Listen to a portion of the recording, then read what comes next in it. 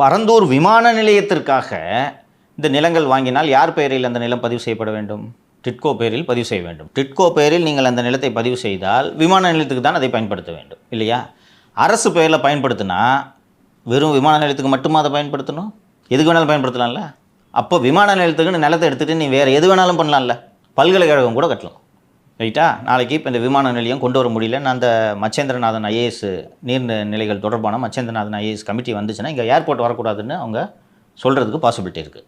அப்போ விமான நிலையம் என்ற இந்த திட்டம் ஒருவேளை கைவிடப்பட்டால் வேறு ஏதாவது கவர்மெண்ட் ப்ராஜெக்ட் இங்கே கொண்டு வரோன்னு சொன்னால் இந்த அதிகாரிகளும் அரசியல்வாதிகளும் வாங்கி போட்டிருக்க நிலத்தோட விலை ஏறுறது தானே.